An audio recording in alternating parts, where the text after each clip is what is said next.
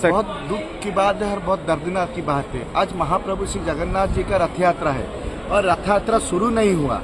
हमको पता चला रथ यात्रा शुरू नहीं हुआ, महाप्रभु जी का रथ खींचा नहीं गया, उससे पहले स्टैम्पेड शुरू हो गया और उस स्टैम्पेड में 3 आदमी अब तक मृत्युवरण कर चुके हैं, मर चुके हैं और 200 से ज़्यादा लोग घायल होकर मेडिकल एम्बुलेंस आ रहे हैं। बड़े दुख की बात है, रथ यात्रा शुरू नहीं हुआ, कुछ कार्यक्रम जगन्नाथ जी का स्टार्ट नहीं हुआ, उससे पहले स्टैम्पेड होता है और 3 अनमोल जीवन चला जाता है। इसका व्यवस्था के ऊपर आँच आता है, व्यवस्था के ऊपर सवाल आता है। बार मुख्यमंत्री जी की मीटिंग कर रहे हैं, आइन मंत्री मीटिंग कर रहे हैं, जो 15 दिन से ज़्यादा दर्जनों ऑफिसर पुरी में डेरा दे रहे हैं। पिछले साल भी इसी वजह से 3 आदमी का मौत हो चुका था, उसको भी पूरी राशि उड़ीसा के लोग रिकल कर रहे हैं। जैसे गलती दोबारा राज्य सरकार जिला प्रशासन मत दोहराए, लेकिन पूरी का जो रिव्यू मीटिंग है उसमें पूरी आके आदमी का कोई बात नहीं सुना। कैसे स्टैम्पेड रोका जा सकता है, कैसे लोकल आदमी का एरिया का आदमी का कोई भी सजेशन नहीं लिया, अपने आप सब ठीक हो जाएगा, सब ठीक है ऐसे बताकर जो हमने पहले से भी पता चला था प्रशासन दुर्बल है और निश्चित कुछ अघटन घटेगा। अभी आप जिला मुख्य चिकित्सालय में हैं, यहाँ की जो अवस्था आप देख रहे हैं इस पे क्या, इसका क्या है, इस पे क्या कहेंगे? बहुत बुरी तरह व्यवस्था है। सोशल वर्कर अगर नहीं होते तो इधर और भी 80% मरीज का ट्रीटमेंट नहीं होता। प्रशासन की तरफ से ज़्यादा से ज़्यादा डॉक्टर यहाँ अपॉइंटमेंट होना चाहिए था, ऑफिशियली स्टाफ अपॉइंटमेंट होता है। सोशल वर्कर तो उड़ीसा के विभिन्न स्थानों से आए हुए हैं, वो क्या करेंगे? वो सिर्फ स्ट्रेचर में एम्बुलेंस से मरीज को लेकर जो स्टैम्पेड में जख्मी हुए हैं उनको लेकर ठीक जाए, कहाँ जाएंगे, किसके पास जाएंगे, डॉक्टर कहाँ पर है, कहाँ पर ट्रीटमेंट होगा, वो किसको कैसे उनको पता चलेगा?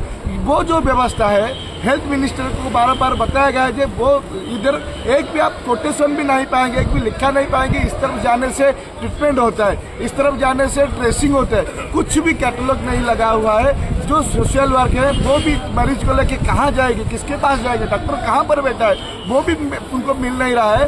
तो बड़ी बुरी तरह की मेडिकल की व्यवस्था है और उड़ीसा के जगन्नाथ धाम पुरी की मेडिकल में रथ यात्रा लाखों 20 लाख से ज़्यादा आदमी है, लेकिन प्रशासन का ये जो अवहेला, चरम अवहेला है। ये पहली बार ऐसा हुआ होगा देखने में, इतने ज़्यादा जो तादाद है? ये पहली बार देखने में मिला कि 3 आदमी रथ खींचा होने से पहले स्टैम्पेड में मर चुके हैं और 200 से ज़्यादा घायल अभी आ रहे हैं। एम्बुलेंस का लाइन लगा हुआ है, ना ठीक से ट्रीटमेंट हो पा रहा है, ना मरीज को ठीक से बेड मिल पा रहा है। मैं लगभग रूम से निकलता हूँ 9 से 9:30 बजे, तो मैं सोचता हूँ कि रथ यात्रा, मेरा सपना था कि मैं जाकर के रथ का रास्ता खींच, मैं उसी के लिए निकलता हूँ। जिस समय बारिश बंद होती है तो सारे रास्ते बंद कर रखे थे। रास्ते की सिर्फ दूरी थी 650 से 700 मीटर मंदिर तक की, और लेकिन उसी रास्ते को घुमा करके लगभग बना दिया गया था 7.5 से 8 किलोमीटर।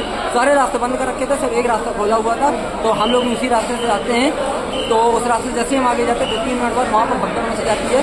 तो हम लोग सोचते हैं, मैंने देखा कि एक आंटी थी, उनके साथ एक लेडीज़ बेहोश थी, तो मैं उनको बचाने के चक्कर से मैं घेराव बना कर गया था। 2 लोग मेरे बराबर, जो मैं उसी रास्ते पर, जब ये घटना घटी आपकी मदद किसी ने नहीं की? कोई पुलिस वाला, कोई अधिकारी? नहीं, मदद करने के लिए सिर्फ एक आंध्रा का लड़का आया था और उस लड़के ने मुझे कम से कम 25 से 30 बार घसीटा था, और बल्कि वहाँ पर एक पुलिस वाला भी आया था। मुझे अच्छे से माइंड में आया था, मैं उसका पैर पकड़ के जब आगे आने की कोशिश कर रहा था, उसने मेरा हाथ छोड़ा दिया, पैर मत घसीटो। उसने हाथ 2-4 बार घसीटा, मैं बाहर नहीं, उसने छोड़ दिया। बल्कि इससे अच्छा आंध्रा का लड़का जिसने मेरी मदद की, लेकिन मैं दिल से धन्यवाद करता हूँ यहाँ आर्मी जो लगी हुई है, उन्होंने आकर के पूरी जो मामला था तो पूरा सुलझाया। कोई पुलिस वाला आसपास में, कोई आसपास में जो पुलिस वाले तैनात थे, आपने उनसे कोई आसपास में कोई पुलिस वाला नहीं था। थोड़ा सा आगे 200 किलोमीटर आगे थे, मैंने उनसे बोला जाओ आगे जाओ, भगदड़ मच गई है, यहाँ पर आराम से बैठे हो, तुम लोग यहाँ क्या कर रहे हो? तो बोला मेरी ड्यूटी है, मैं यहीं पर ही रहूँगा, वहाँ पर कोई बैरिकेड करके नहीं रखा था, सिर्फ एक रास्ता खोला। वो सबसे बड़ी भगदड़ का रीजन था यहाँ का पुलिस प्रशासन, क्योंकि वो एक्टिव नहीं था उस चौराहे पर। अभी यहाँ पे आपका कौन है? हॉस्पिटल में आप आए हुए हैं? हॉस्पिटल में था कि अभी आगे हम लोग, मेरे माइंड में बार बार वही अंकल आ रहे थे जिसको मैंने देखा था, मुंह से झाग छोड़, मुझे नहीं लग रहा था कि शायद वो बच्चे भगवान के पास बच गया हूँ। तो मैंने इसी चक्कर से उनको देखने के लिए आया, उसी रास्ते पर जब वापस मैं उस रास्ते पर आने की कोशिश करता हूँ तो पुलिस वाले मना करते थे। मैं उससे पूछता हूँ तो भाई आगे सब ठीक थे, जितने लोग थे सब बच गए। कह रहा भाई मुझे कोई जानकारी नहीं, मैं वहाँ आगे, मेरी ड्यूटी यहीं पर थी। मतलब एक बार पुलिस वाले वहाँ देखने तक नहीं गए व्यक्ति सही सलामत था या नहीं था।